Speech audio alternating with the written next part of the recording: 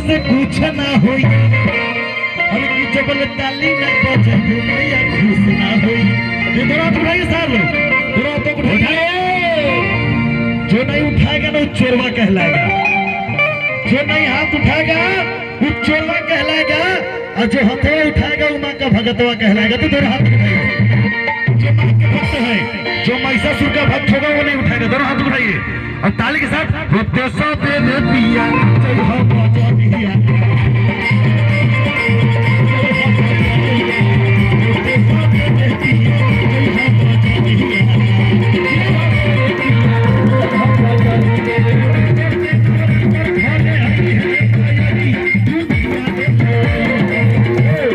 ताली बजा के चाची जी दोनों हाथों उठाए ताली के साथ। और क्या फकीराटी से राजा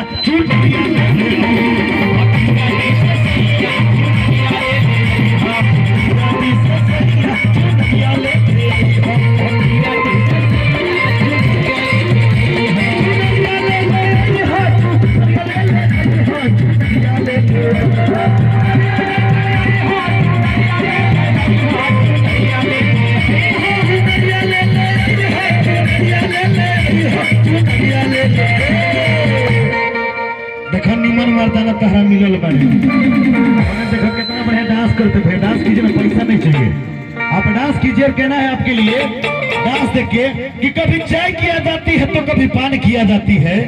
और हमारे भाई जब डांस करते हैं ना तो फिल्मी वाले सलमान खान किया जाती है। वो डांस कीजिए झूम के, हम झूम रहा है और ताली के साथ क्या फकीराटी से सैया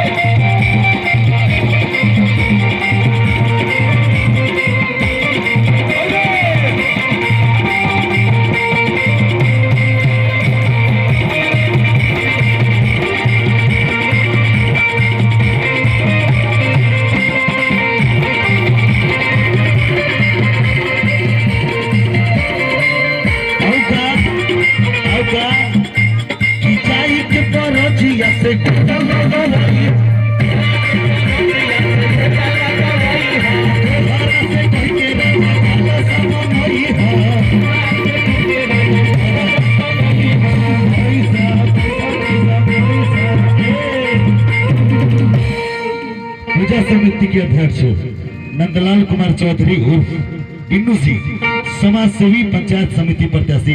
क्या बात है भैया, भगवान करे तो जिला पार्षद बने हैं तो सबके आशीर्वाद होने के चाहिए। एक बार चाहे हमारे भैया खातिर जोरदार ताली बजा दी लोग, जोरदार ताली होने के चाहिए। अच्छा एक बात बताई जा, इधर से भी कि भीड़ इतना ज्यादा है, मैं बार बार कह रहा हूँ आप लोग ताली बजा रहे हैं कि खैनी बना रहे हैं। जोरदार ताली ना होनी चाहिए, खैनी नहीं बनाना है। जोरदार ताली हो जाए भैया खातिर, जोरदार ताली। और क्या कि चाय के तो रजिया से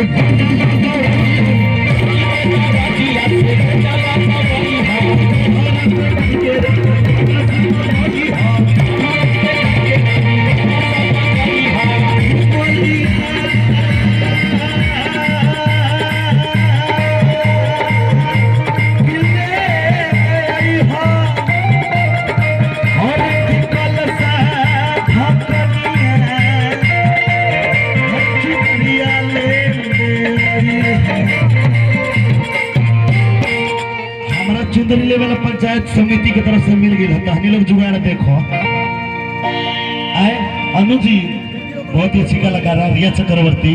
देखो वहाँ पंचायत समिति सदस्य बैठल बड़े ने, माता बहन लोग भी बैठल बड़ी सब। जेकर जने दुकानदारी चलो हमारे होने से दुकानदारी के पहला बोहनी हो गई बा। अपना बिरादरी में देखे के हाँ इन्हें देखा तो दीदी आयल बड़ी सकीना रे जुगाड़ लगी कि ना। दोनों हाथ उठाइए, दोनों हाथ उठाइए, देखते हैं कौन जीता है। ताली के साथ कहना क्या फकीराटी से सैया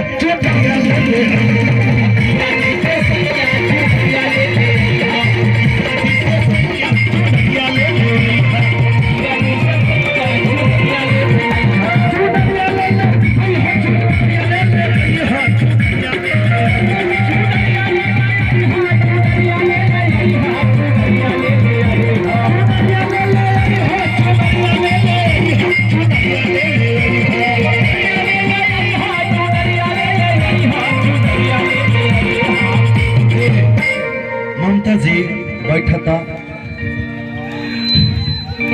देखिए जब कहू के निमन में हारो मिल जाए तो घर संभाल देवे ले, अगर सुपर ने खवा लिखा मिल जाए तो घर बिगाड़ देवे ले।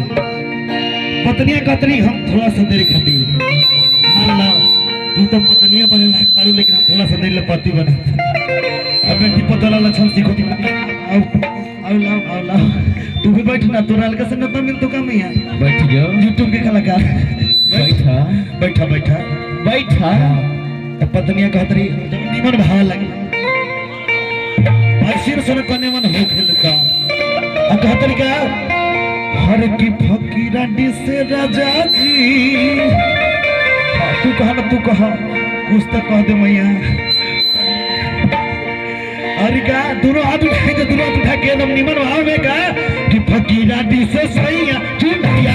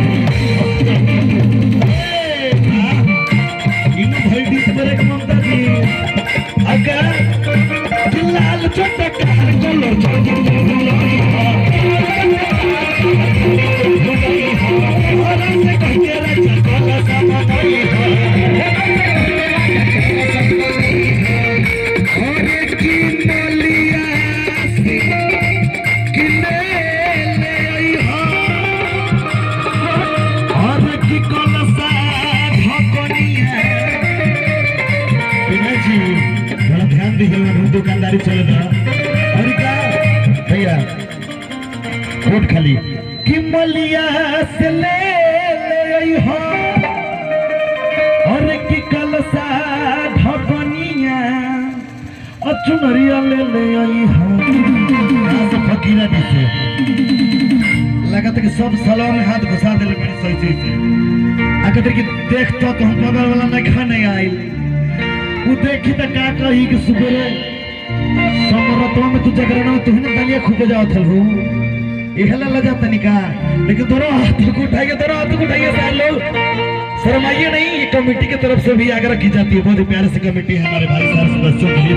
दोनों हाथ उठाइए इधर से भी भैया और इधर वाले नेतापुरा में हल्का से नेता मिलेगा का दोनों हाथ उठाइए। और अनु जी इधर आइए। अरे चुप रहिए ना भैया, हम सब समझ सकते हैं जो दुनिया में पी के पड़ा वो सबसे बड़ा अपने बना है। दोनों हाथों को उठाइए सारे लोग और ताली के साथ क्या फकीरा डी से सैया चुटिया ले